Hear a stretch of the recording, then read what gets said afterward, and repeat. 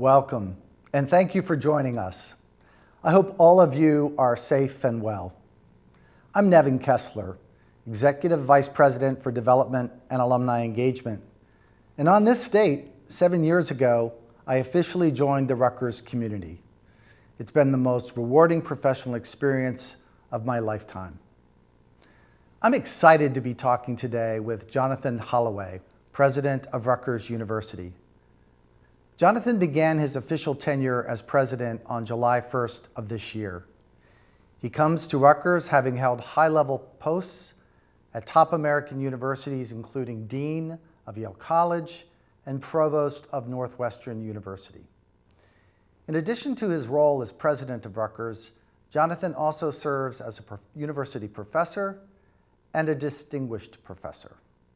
In his writing and scholarship, he specializes in post-emancipation U.S. history, with a focus on social and intellectual history.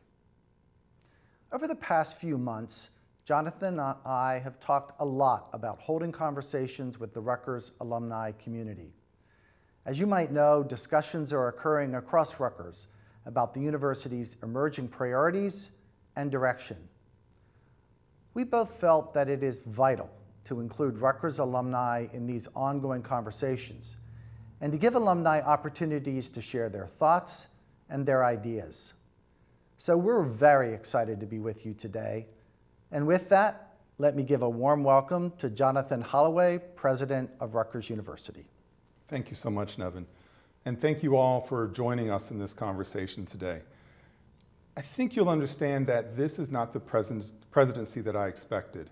Now, that's not a negative thing about Rutgers. This is a worldwide phenomenon, of course. I felt sorry for myself for a day once the pandemic started making itself known in this country, but then I got over it pretty quickly. What helped me get over it is that Rutgers is a really exciting place to be. In fact, when I was considering putting my name in the hat in the very first place, I was looking at what Rutgers is and what it could be. And what I really found that excited me and why I put my name in the hat is that Rutgers embodies, to me, a democratic ideal for a great university. A great research university with an incredible history of opening its doors for people who were otherwise not considered fit for great research universities. And I say that very carefully. First generation students, low income students, students from families where English is not the primary language, underrepresented minority students. Rutgers represented the idea that excellence could be found anywhere in this country and around the world, of course, and that we would cultivate it here and help translate people's experience from this place to something really much more exciting and be transformative for their family. This is what got me excited about Rutgers. This is why I put my name in the hat. And I was really pleased on my first day to communicate that excitement. But then, as I said, this is not the presidency I expected. When the pandemic hit about a month after I was named president, I saw my plans for really elevating and accelerating that democratic impulse that I talked about with such passion a moment ago. I saw those plans come under assault, not for lack of will, but just for the fact of a global pandemic, the nature of social unrest around the country that was really around the world, and the financial disarray that accompanied all of this. Now, we are not out of the woods on any of these aspects, I know, but what it has meant is that a need to refocus ourselves, certainly as the president, refocus myself on how we can get Rutgers back on its feet, get it ready for emergence after we're on the other side of this pandemic, and make sure that we return Rutgers to the place of excellence in as far as that democratic ideal. And for me, coming in the door, one of the ways I realized that I could help Rutgers in that regard is beyond just words, is actually calling attention to one of its most exciting areas that speaks to that democratic ideal. And that's the Scarlet Promise grants. These are grants that sometimes are very small, sometimes larger, that lower the barriers for Rutgers students as they are trying to succeed as students. They are crucial to doing the work that helps people have this transformative experience. Whether it's emergency funds, whether it's financial aid, this is a place where we can make quick interventions to help people realize the promise of Rutgers University. So I pledged money, my wife and I pledged money from the very beginning of my presidency, redirected some presidential funds, and launched a focused campaign about the Scarlet Promise grants. This, to me, is about bettering the world, frankly. Now, when I think about my presidency in general, starting from the premise of my excitement about the democratic possibilities of Rutgers, talking materially about the importance of Scarlet Promise grants, I want to focus on 3 areas right now. And I just shared these areas at my University Senate address about 10 days ago. I want to make sure, under the Holloway administration, Rutgers is known as a place that is relentless in its pursuit of academic excellence. And it's already an excellent place, but I want to do what I can to secure the funds and secure the will to make sure that we are moving as aggressively as possible to underscore how strong we already are in this area. I want to make sure, of course, that we are doing work to simplify Rutgers. It is a very complex organization. As alumni, I'm sure you have your stories to tell about navigating this incredibly complicated space. Now, I was warned that it was complicated, of course, at the beginning. And as a candidate, I was confused by the fact that Rutgers is 1 president, 4 chancellors, 5 provosts, several campuses, and I can go on and make fun of it. Look, Rutgers is a really strong place. It is impressive in so many ways, especially impressive that it holds together so well in light of the fact of these complications. But I'm sure that there are ways in which we can be strategic to reduce some of the complications built into the system for a whole variety of reasons, none with ill intent, that we can find ways to reduce the complexity of the institution so that we can be more successful in our pursuit of academic excellence and this transformational kinds of experience for our undergraduates. So relentlessly pursuing academic excellence, developing a greater clarity of mission, yes. And then the last piece, and this is where I really started in my introduction when I introduced myself to Rutgers and when I spoke to the Rutgers community on my first day, and it's been a steady drumbeat for me all the way along the line. I want to pursue the ideal of a beloved community. Now that may sound strange when you think about how large Rutgers is, over 100,000 people. When you think about the complexity of Rutgers, when you think about all the independence that goes into making a place a vibrant academic community. But I really think this is critical to Rutgers' success. When I think about a beloved community, I want to be clear. I'm not talking about a community where everybody gets along all the time. That's a fantasy. What I am talking about is a place where, despite where we are in the university, despite what department we're in, what job we have, where we are as a student, that we all recognize we share something in common with these diverse ideas. And the more that we recognize we share something in common, the nature of our disputes, of which there'll be many, the nature of our disputes will be different. That's a beloved community because we recognize we share things in common and we all should be part of making our place, this great institution, even better. Another part of the beloved community is recognizing its diversity. Diversity in any way you can conjugate that term. And as I said at the very beginning, talking about Rutgers' democratic ideal, a beloved community to me is a place that is quite diverse along any metric you can imagine, and recognizes that there is excellence found in that diversity. It is a strategic plus in the 21st century to recognize the diversity that drives an organization, and also to recognize that no matter where you work in the university, that you have an important role to play. And I want to be very clear that, not just as the president, but as a human being walking on this planet, it's important to recognize the humanity all around us. We are in a deficit right now of that in this country, regardless of your political position. We all recognize this. We all, I think, can do so much better in recognizing one another, recognizing our humanity, and recognizing that doing things together, we will achieve really great things. So a beloved community is a place where we recognize that we share things in common in light of and despite of our differences, and that working together, recognizing one another, we can do amazing things. And this extends to you. It is my fervent hope that alumni will play a role in achieving all 3 of these goals. And perhaps in the Q&A we'll get into some of those details, but I want you to recognize that you are as much a part of Rutgers as is the current matriculated student, that you are as much a part of Rutgers as the current faculty person, that you're as much a part of Rutgers as I am. In fact, there's more of Rutgers in you. I admit, I'm 110 days into my job. There's more of Rutgers in you than I have. I just hope that you will grant me the grace to join you in that community, and that working together, we can do great things for the sake of this really wonderful university, the State University of New Jersey. Enough about me, though, enough from me.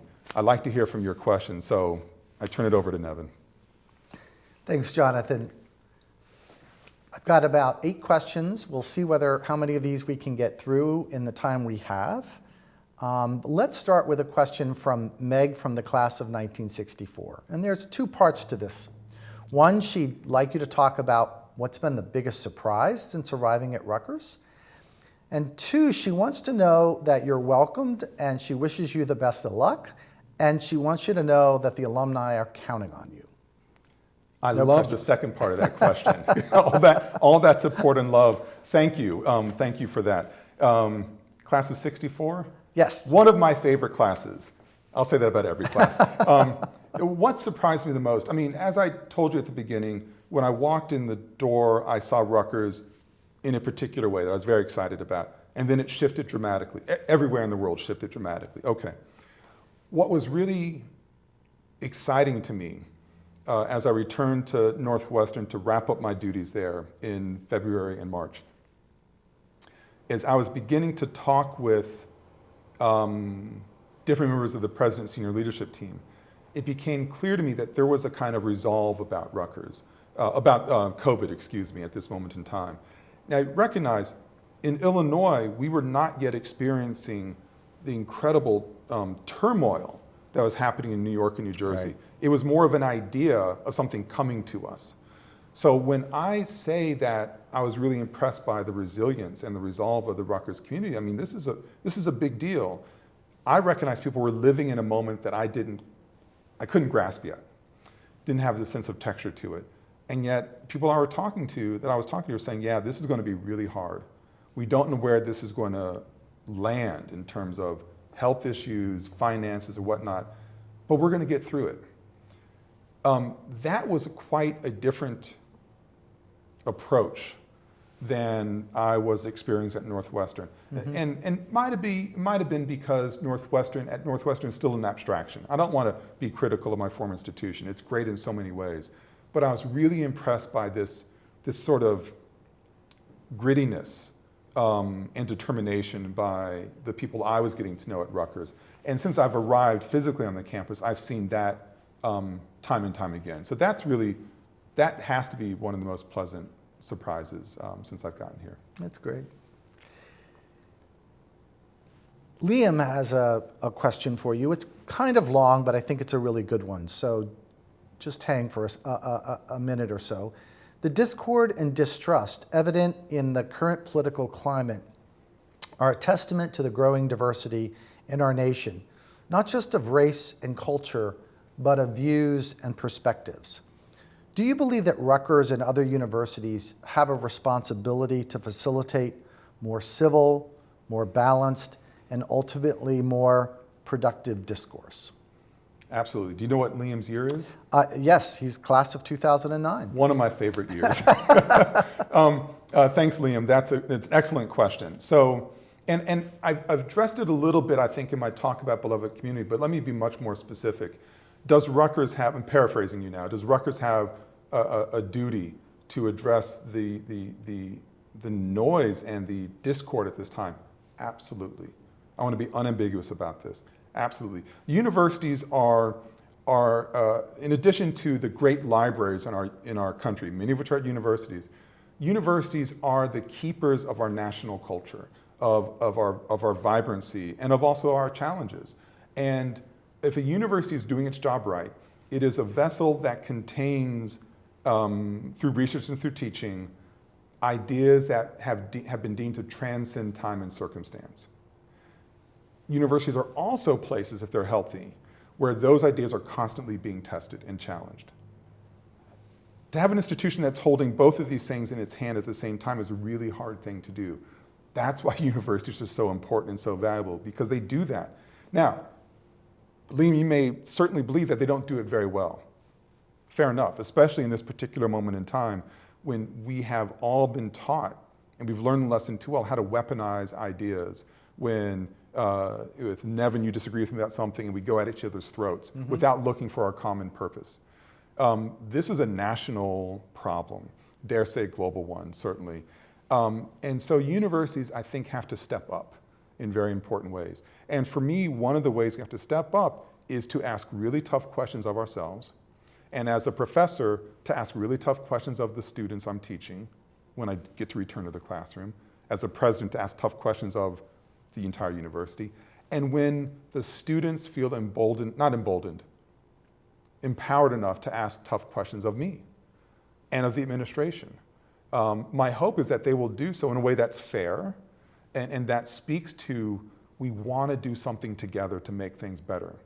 Because once we find that common ground, we can do anything. But to get to your point specifically, I think universities have not just the historical burden to carry about deepening and broadening our conversations, where people can talk and be heard. Not just that historical legacy, that's part of our moral purpose. And I use that term quite seriously. Right. If we don't do that, what are we doing? And that's a rhetorical question. Oh, I'm sorry, that was a rhetorical question. That was a big, like, boom moment. So Patrick has, I think, an interesting question that we hear a lot about from our alumni.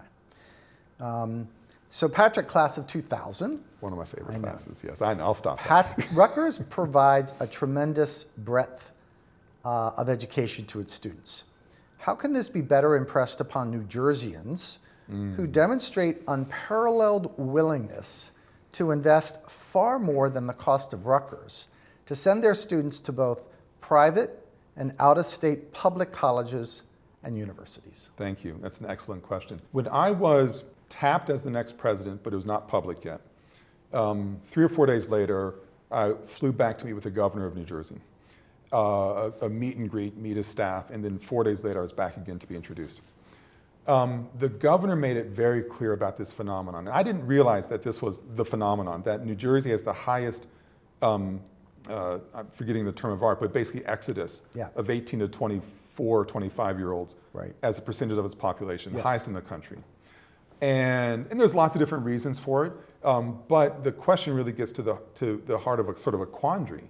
Like, what is pushing people? What is it? There's a push factor, there's a pull factor, there's all kinds of things. But when you get down to it, the answer is in the question. Rutgers, and I know people will contest the affordability of Rutgers education. I deeply believe Rutgers is a very affordable education. Now, depends on how much money you have in the bank, I get that. But when you think of the landscape of higher ed, we are an incredible bargain. And I want to basically raise money to make it more of a bargain for as many people as possible. I haven't yet figured out, to be honest, what it is in the DNA of the culture of the state or whatever it is. I don't really know where too many of our state residents look elsewhere instead of recognizing they have one of the nation's great research universities, public research universities, right there, right here. And that's part of my job as president, to be the chief cheerleader of the university. And this is a job for the alumni, frankly. And I will partner with you on these things, where when we get past COVID, I want to be out there making the rounds, talking to all of you, going to New Jersey's communities to find ways to elevate Rutgers in everybody's estimations, and regardless of their interests. I mean, one of the things that's so great at Rutgers, it is a vast enterprise as far as opportunities for our young high school students to think about if they want to get into criminology, if they want to get into agricultural education, they want to get into the traditional liberal arts, you name it, we've got it, and we're doing it at a very high level. So this partly is about marketing, to be honest. Partly is we have to find ways at Rutgers to tell our story better. And I need to talk to the governor and the legislature, and this is what I talked to the governor about, is to find ways partnering with the state institutions to tell Rutgers' story better. I mean, as on the day I met the governor, he had a State of the State address where he said, as Rutgers goes, so does the state of New Jersey. It's a powerful statement for a governor to make. The fact is Rutgers, every dollar invested in Rutgers returns, I think, $4 or $5 to the state. We are an important economic engine. We've got to get the story out there. We've got to get it out there, and that's part of my job.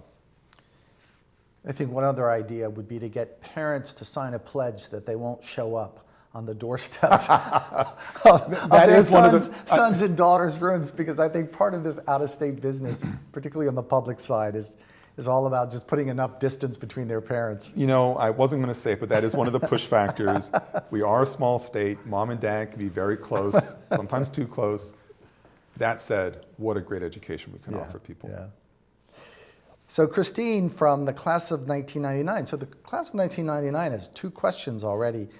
In a world marked by stark inequities and social injustice, how does Rutgers plan to continue addressing the unfulfilled promise that education is the great equalizer? That's a, who asked that question? Oh, is there more? This is Christine. This is a second question. Sorry. So what policies, research programs, education practices are priorities to move us forward, especially in the age of COVID? So this is Christine from the class of 1999. Christine, this is a fabulous question. Partly because it allows me to brag a little bit. Yeah. So the one of my very quiet pieces of summer homework that I was given the opportunity to pitch a proposal to the Mellon Foundation, and for some transformative gift or grant, that would put Rutgers on the map in a whole new way. This was a tremendous opportunity for a new president. So I huddled quietly with a number of campus leaders, university leaders, and came up with the proposal, not mine alone, I want to be clear about that, and then submitted by somebody else, since I could not submit it, that we got funded. And this is and the Mellon Foundation is a foundation dedicated to the humanities and humanistic areas of inquiry. And so we received a 5-year, $15 million grant, a huge sum in I'm a historian, a huge sum in my world, to create the Institute for the Study of Global Racial Justice.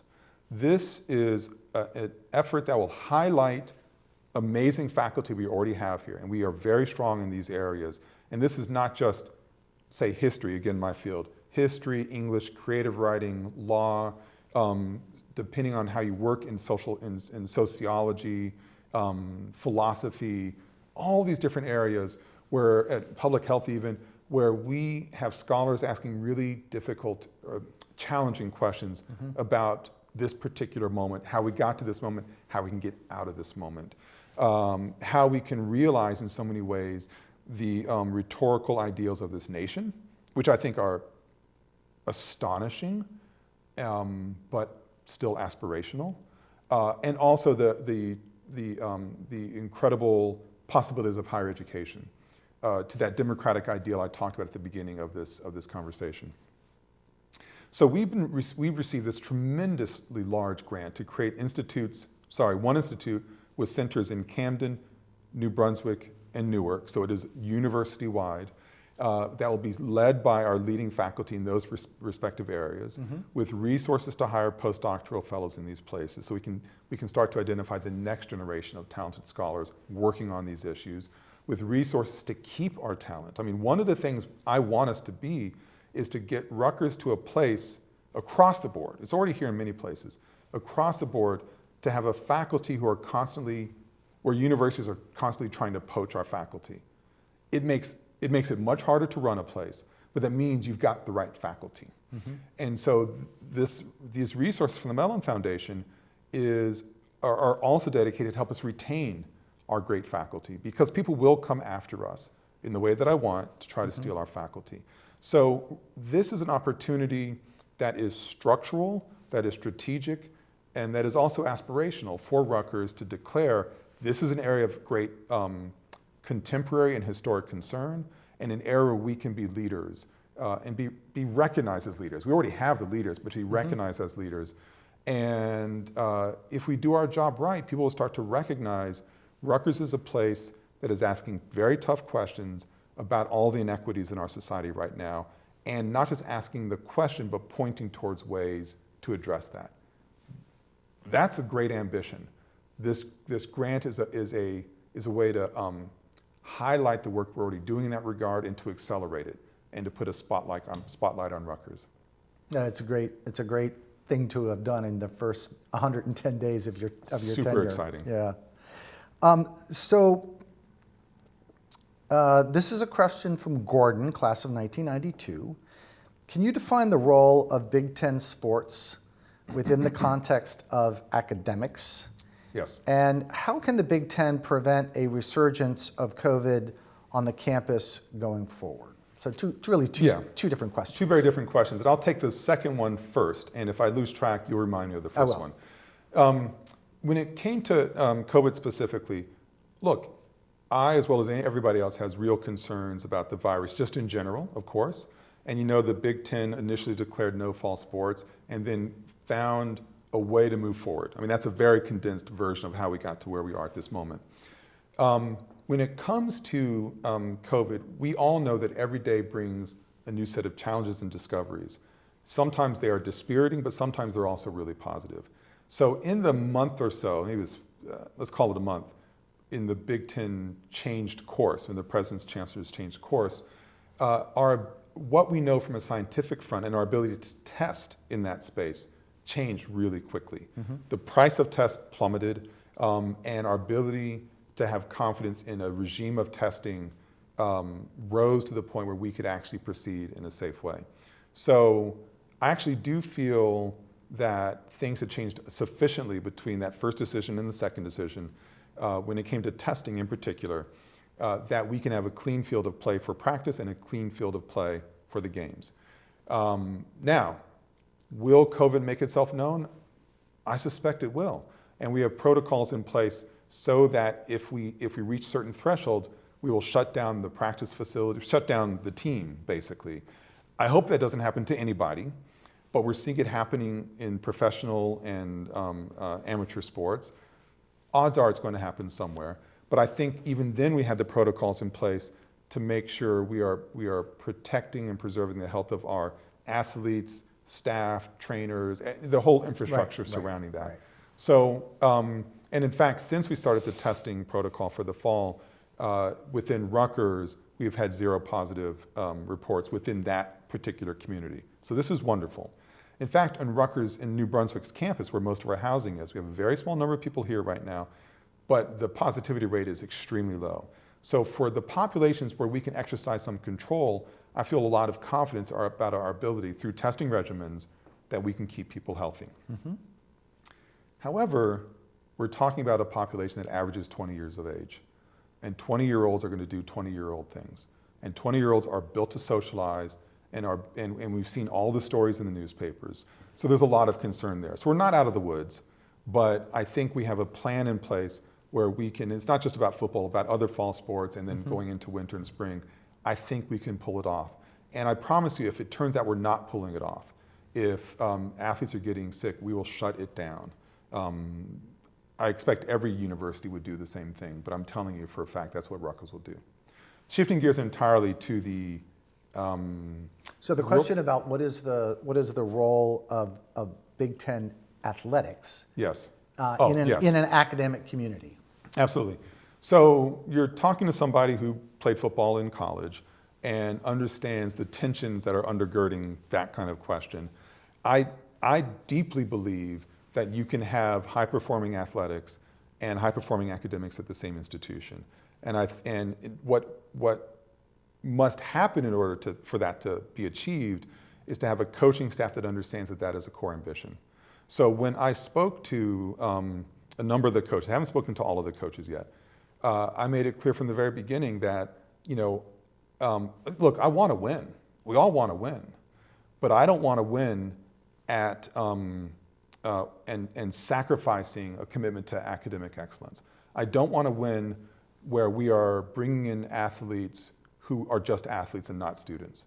I don't want to win by taking shortcuts. And if that means that we're going to be a 7-3 team versus or a 7-4 team versus an 11-0 team, then that's what it means.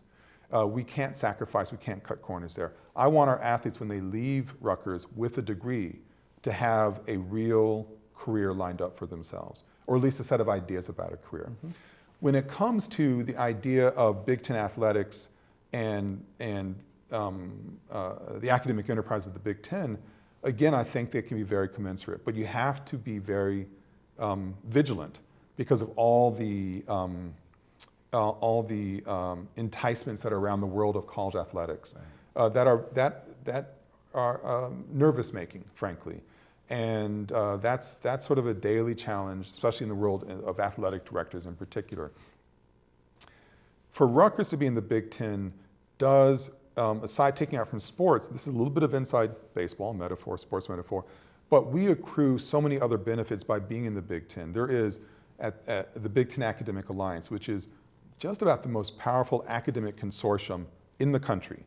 Now, Ivy League schools are very high-powered in academic spaces. Of course they are. I understand them intimately. But if you think of the scale of the Big Ten operation, we are massive universities. Northwestern is tiny compared to the rest of the universities, which is where I was, and Rutgers is one of the larger ones. We are able to provide academic services and resources at a whole different level being part of the Big Ten Academic Alliance than we could have otherwise. So there's lots of benefits to be accrued in this athletic and academic space. That's great. I have a question here from Nathaniel from the class of 1985. As I'm sure you are intimately aware, Rutgers does not have the institutional wealth of Stanford, Yale, or Northwestern. Yes. Just to name 3 institutions that you are familiar with. What might be a first set of actions that need to be taken to secure a more sustainable financial future for Rutgers? It's a great question. Rutgers has wealth, but if you think of the size of the institution per capita, it just doesn't compare to the 3 schools you mentioned. That's a fact on the ground. Most facts on the ground you can't change. My job is to help to change that numerator denominator. There are a number of things. One, the state provides 10% of our resources, our spendable funds, and 10% for our fringe benefit. That's wonderful. They are our largest and most consistent donor. My frank ambition, I've said this as much to every legislator I've spoken to, is to increase that percentage. So this is work that comes to me and my government relations team to talk to the legislators to say, we need your support. You all think that Rutgers is really great and it's very important, and you want Rutgers to be more accessible and affordable. More resources from the state will get us a long way down that road. So really it starts with me being the best lobbyist I can on Rutgers' behalf with the governor and with the legislature. So that's one place right there. We need to provide the resources for our research scientists to make sure they can put in as many applications as possible for funds. And this is one of the rationale to create the Rutgers Biomedical Health Sciences 12 years ago, because it would increase the opportunity for Rutgers researchers to secure grants for the university's bottom line, another important place. You, the alumni, I mean, we need to find ways to increase our engagement with the alumni community so that you can be more excited about the place and offer some of your treasure to the university. We also need to do a better job in terms of looking for public-private partnerships with corporate America, especially this incredible corridor running down at a site diagonal in the state, Route 1, where you have so many institutions now, where we do have good relationships, but we need to enhance those relationships. And so we need to work in that place as well. So there's not one way to raise the money, but it is a full court press on all fronts. I think this is a really interesting question from Toby from the class of 1996. How do you foresee the landscape of higher education changing due to COVID ripple effects? And the second question is, how might Rutgers change as a result? Both excellent questions. This is sobering. So let me start with the good news. Rutgers is going to come out of this okay. Now, I didn't say in amazing shape or in bad, okay. We just don't know quite yet. And I'll get to that in the second part of the answer. But the fact is, across the landscape of higher education, we're going to see consolidation. People often think about private universities as being just wealthy. Most of them aren't. Most of them are really, really scratching for dollars. It's just a handful. It's a tale of their country. A small number of universities have a vast amount of the wealth in terms of higher education. Names that we recognize. Okay, but most private schools are really in a very precarious position, and we're going to see a number of them close. In fact, we've already been seeing closures before COVID. The pace is going to pick up. I can't predict when and where, but you'll be seeing stories over the next 5 years. COVID is going to accelerate that. And it's heartbreaking because that will have ripple effects in local communities, usually smaller communities. Right. I wish I had the answer for that question, for that problem. Rutgers, even though I wish we had greater appropriation from the state is not going to abandon us. We're too important to the state. And so we're going to come out okay. But what are we going to come out looking like? And I think we need to take this opportunity. I like to think of challenges as opportunities. We need to take the challenge of COVID and turn it into an opportunity. We have had to learn very quickly how to become better at pedagogy in a virtual space, for example. So let's take this accumulated knowledge and apply it to those places in the university. I can think of business school as a perfect example, and I've talked to business school about that. How can we find ways to offer like miniature courses or lifelong learning courses, executive education courses, stackable certificates? You can see that in business, schools of engineering are doing this now, so that we can reach out to communities that we have not yet connected with to the extent that we should be connected with them. There are real opportunities to point our Rutgers beam at Philadelphia, to point our Rutgers beam at New York City, with Camden and New York respectively, and tap into people looking for a new set of skills or maybe a new degree, but they can only do it at night or they can only do it remotely. This is an area of incredible growth opportunity for the university. And then I'm truly curious to see what extent we can enhance Rutgers' global brand. I think there's just tremendous opportunity there. We are already in so many places internationally, but I'd like to know more about how we can more effectively tell a story about Rutgers to a global community. This is frankly about how to make Rutgers better. I want to have more of the world here. Going back to the idea of the diversity of a whole population, getting all these different world views and perspectives here will only make us better. And I'm only interested in making us better. So I have an interesting question, more related to this whole concept and idea of sort of the big ideas process that you've been part of since you arrived. So Jean from the class of 1975 asked the question, from her perspective, climate change is the existential world issue. Rutgers has outstanding expertise. Will you please make it a major priority for the state university? So you got a plea here from Jean. Yes, no, you don't have to plead. This is something that is going to get attention in our future fundraising efforts. Absolutely, one of our major areas of fundraising interest. The science on this is established. I mean, this is not debatable for me. And so we need to, especially as a coastal state, and I know it's more than just about New Jersey, but we need to do everything we can to be a good citizen of the state when it comes to local science in that regard, but also to the nation and to the world.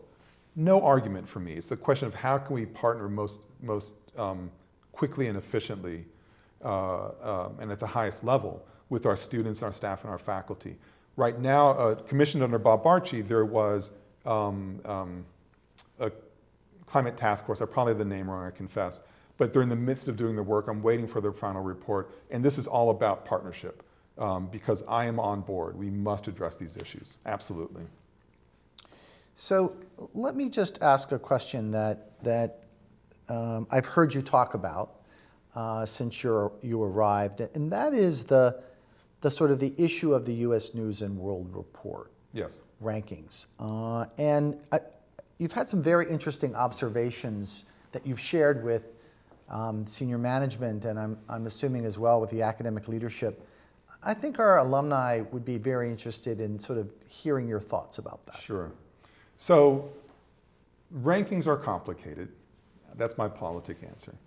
But they are incredibly important. They really are. We know that high school students and their parents are really focused on this, and we know that the reputation boost you get from a high ranking affects so many other aspects of the university enterprise, affects fundraising also. So I've known of Rutgers as my notion of Rutgers when I was in graduate school, climbing the academic ladder, as being a powerhouse in my area. It's still incredibly strong. So my notion of Rutgers is like a great research university, one of the best. I was shocked then when I saw as a candidate that we were ranked 22nd of public universities. I'm like, that's not true, flat out. It's not a matter of, give me all the data you want, that's fine. That's not true. Rutgers' reputation lags its excellence. And this is one of the big things I'm trying to understand why. Now, one can work through all the different algorithms related to rankings, and we will do this to make sure that we are more appropriately ranked. When I asked the Board of Governors this issue during my interviews, one of them said, well, honestly, and I actually think this was very admirable, we've not paid much attention to it because it's so complicated and messy. I'm like, that's great, but we have to be pragmatic too. We've got to pay closer attention to it. So this is something that Bob Barchi took up before me, and you saw some changes in Rutgers rankings then. I want to accelerate that. Frankly, I think Rutgers as a public research university is really around, let's say 10, 11, or 12 in terms of where I think it belongs, and I want to see it higher than that. Now, a quick story about this. I was, a couple weeks ago, US News and World Report came out, and we were ranked, I believe, 63 in terms of public and private universities across the country. And I was meeting with an individual that day who congratulated me on this. And it was very nice, I accept that, but part of me got very frustrated or even angry. Like, I don't want to be congratulated on being in the top 100.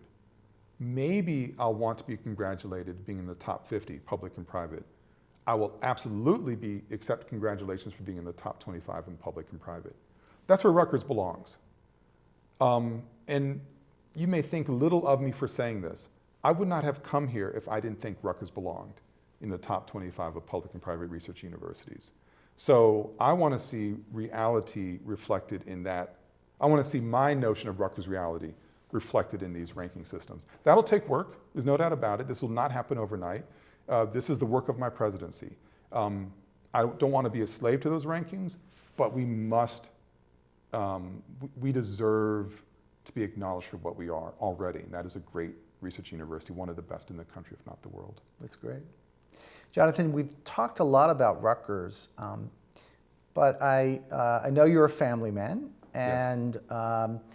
Do you want to just spend a couple of minutes telling everybody about sort of a little bit more about you as a person and as a family man?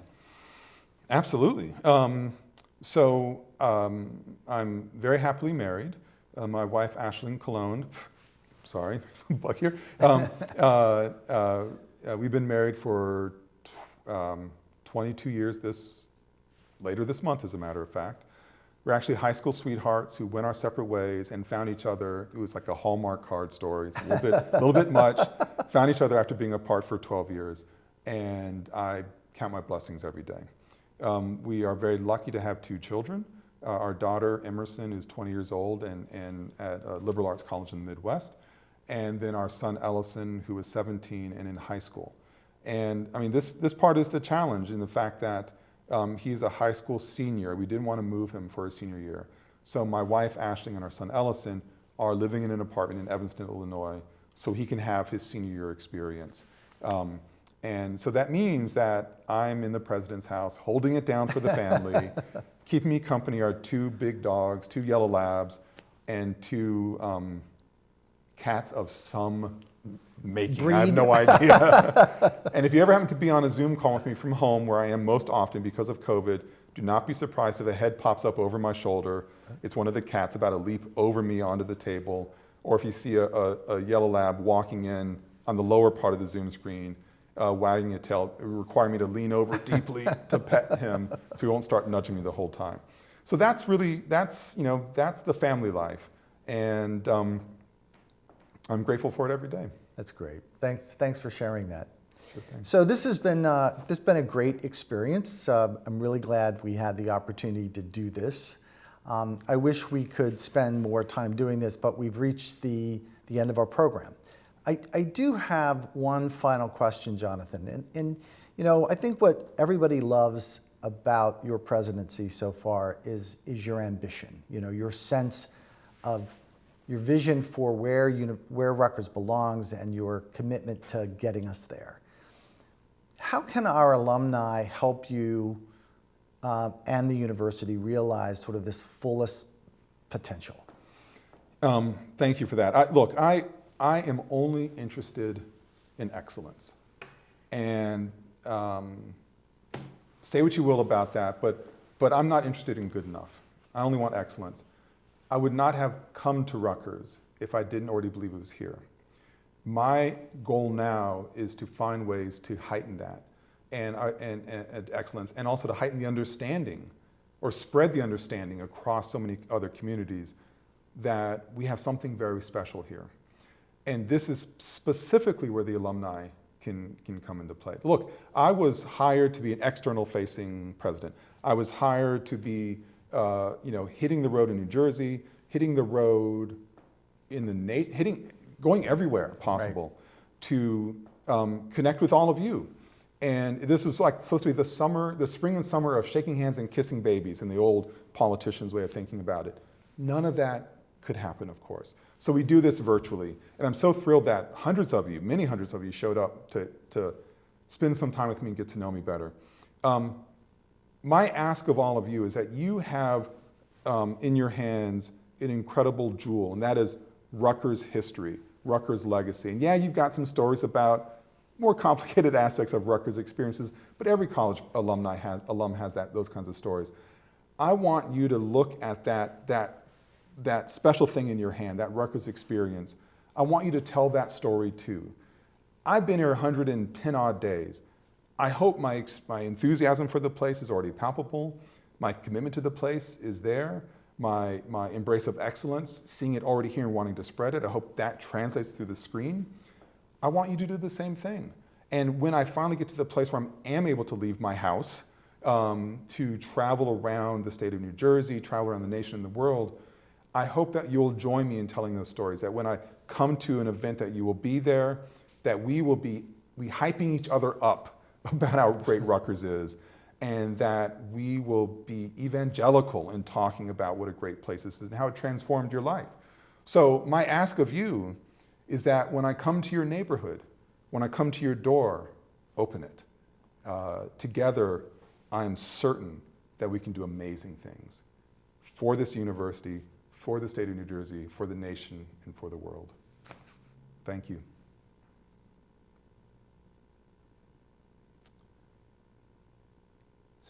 Oh, sorry. I got so excited by this. I'm like, I wrapped it up beautifully, but I want, live TV, folks. One of the things that I wanted to talk to you about, egg on my face. Let's see, we are all human beings now. Yes. At the beginning of my comments, I talked about one of the things that I thought was so important about Rutgers was this commitment to excellence as expressed through the Scarlet Promise Grant.